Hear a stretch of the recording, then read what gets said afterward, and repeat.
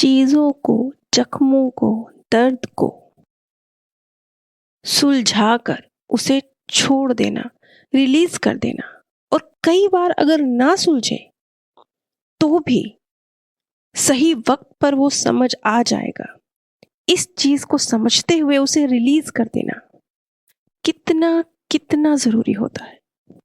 क्योंकि अगर आप लेट गो नहीं करते हैं, कोई गिल्ट है, कुछ आपने कैरी किया हुआ है, अगर आप उसे रिलीज नहीं करते हैं तो वो एक बहुत भारी ऊर्जा है जो आपको उस जीवन में भी जिसमें आपने क्रिएट किया है और उसके बाद के जीवन में भी, क्योंकि मन तो आपके साथ जा रहा है ना, और ये ऊर्जा आप अपने मन में क्रिएट करके ले जा रहे हैं, आप अपनी आत्मा में क्रिएट करके ले जा रहे हैं, तो वो तंग करती है।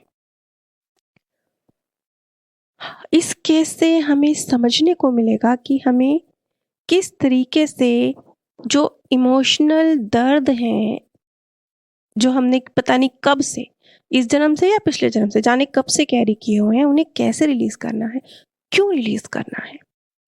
आज मैं आप सभी के साथ प्रशांत जी का केस शेयर करने जा रही हूँ। प्रशांत जी, अगर हम उनका व्यक्तित्व की बात करें तो एक धार्मिक और अच्छे व्यक्ति हैं, एक सामान्य आम जनता की तरह, परिवार से प्रेम करने वाले, किसी का बुरा ना चाहने वाले, अपने काम से काम रखने वाले, इस तरह की उनकी पर्सनैलिटी है। शारीरिक रूप से वो बहुत हष्ट-पुष्ट नहीं है, एक दुबले पतले शरीर के व्यक्ति हैं। प्रशांत जी एक मिडिल क्लास फैमिली से ताल्लुक रखते हैं। वो 3 भाई बहनों में सबसे बड़े हैं। प्रशांत जी को हमेशा से उनको ऐसा लगता था कि वो चीज़ों को अपने ऊपर ज़रूरत से ज़्यादा ओढ़ लेते हैं।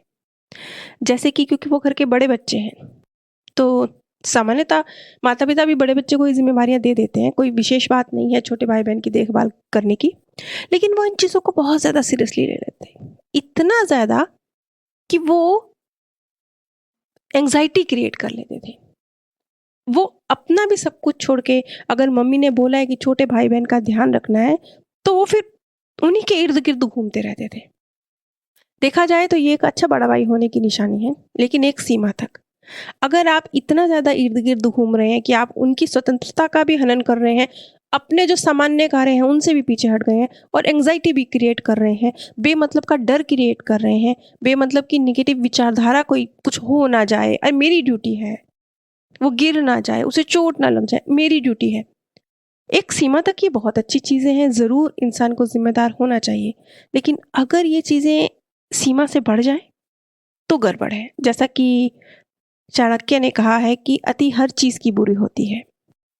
तो ज़िम्मेवारी लेना बहुत अच्छी बात है, लेकिन अगर आप अपने आप को बहुत ज़्यादा हर चीज़ के लिए ज़िम्मेवार मानते हैं, पूरी तरह से खुद पर ही उँगली उठाते रहते हैं, हर चीज़ में सिर्फ अपने आप की ही गलतियाँ ढूँढते रहते हैं और दर्द में चले जाते हैं, फिर गलत है।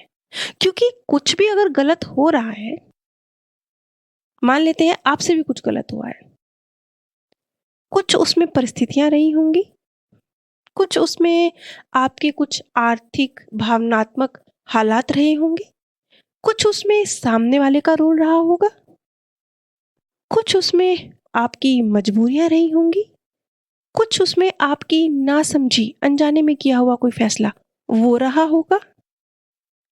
तो इतनी सब चीज़ें जब मिक्स हो जाती हैं, तब कोई घटना क्रिएट होती है, उसके प्रति आपका एक रिस्पॉन्स क्रिएट होता है। इसलिए बेशक आपकी ज़िम्मेवारी है, लेकिन और भी बहुत सारे फैक्टर हैं जो किसी भी घटना में रोल प्ले कर रहे हैं, उनको भी नज़रअंदाज नहीं कर सकते। खासतौर पे तब अगर आपको अपने ऊपर सारे ब्लेम ले लेने की आदत है। आज हम प्रशांत जी के इसी केस को समझेंगे। प्रशांत जी जब पीएलआर के लिए आए, तो वो इस बात से परेशान थे कि उनकी फीलिंग्स को कोई नहीं समझता। उनको ये लगता था कि मैं हर चीज़ के लिए, अगर मेरी जिम्मेवारी है तो मुझे उसको 100% पूरा करना है, बिल्कुल परफेक्ट पूरा करना है, एक्यूरेट पूरा करना है, उसमें कोई कमी नहीं रह सकती। जबकि ऐसा कुछ नहीं होता, क्योंकि हम सब जानते हैं कि परफेक्शन जैसी कोई चीज़ तो एग्जिस्ट ही नहीं करती। हमेशा हर चीज़ के और बेहतर होने की गुंजाइश बनी रहती है। प्रशांत जी देखते हैं कि मैं एक 12-13 वर्ष का लड़का हूं जो शारीरिक रूप से बहुत लंबा ऊंचा और तंदुरुस्त है। आयु बेशक 11-12 वर्ष है, लेकिन शारीरिक रूप से वो बच्चा इतना तंदुरुस्त है जैसे कोई 15-16 वर्ष की आयु का बच्चा हो। मैं अपने पिता के साथ खेतों में उनकी मदद करता हूँ। खेती हमारी जीविका का एकमात्र साधन है। हमारा परिवार बहुत बड़ा है। मुझसे छोटे मेरे कई भाई बहन हैं। क्योंकि मैं सबसे बड़ी संतान हूँ, इसलिए मुझे लगता है कि पिता के बाद घर की जिम्मेवारी और घर का बड़ा मैं हूँ।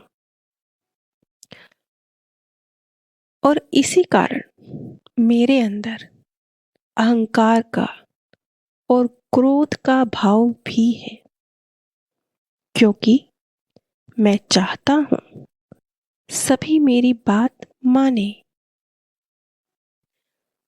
मैं घर पर हूँ। मेरी माँ ने दाल भात बनाई है, लेकिन उन्होंने मुझसे भी पहले मेरे छोटे भाई को दाल भात परोसा। मुझे अच्छा नहीं लगा। मैं खेतों से आया हूँ। मैं थका हुआ हूँ। भोजन की थाली पहले मेरे सामने आनी चाहिए थी। अगले दृश्य में प्रशांत जी देखते हैं मेरी माँ, जो कि खाली समय में सिलाई का कार्य करती है, वो कहीं जा रही हैं और मेरे छोटे 4 भाई बहनों की जिम्मेवारी मुझे सौंपकर वो जा रही हैं। माँ के जाने के बाद मैं नीचे जमीन पर ही बिछे बिस्तर पर लेट जाता हूँ और सोने की कोशिश करने लगता हूँ। लेकिन मेरे साथ में ही खेलते हुए मेरे भाई बहन वो मुझे सोने नहीं दे रहे हैं। उनका शोर, उनका चिल्लाना, उनका उछलना कूदना मुझे परेशान कर रहा है। लेकिन अगले दृश्य में प्रशांत देखते हैं कि वो बहुत गुस्से में है। उन्होंने कैंची उठाई और बहुत तेजी से साथ में खेलती अपनी छोटी बहन के सिर में दे मारी। कुछ ही सेकंड्स में उसी पल उनकी बहन अचेत होकर जमीन पर गिर पड़ी और चंद सेकंड्स में ही बच्ची के प्राण निकल गए। ये वो दृश्य था जहां से प्रशांत जी ने एक गिल्ट को, एक दर्द को कैरी करना शुरू किया। उनके हाथों अनजाने में, ना चाहते हुए, क्रोधवश, आकरण ही ऐसा एक घटनाक्रम हुआ और उनके हाथों अनजाने में उन्हीं की छोटी बहन की मृत्यु हो गई। यहीं से एक गिल्ट और एक, क्योंकि मैं क्रोधी था, क्योंकि मैं अहंकारी था, तो मैंने ये स्टेप उठाया, मैं अपनों की ही देखभाल नहीं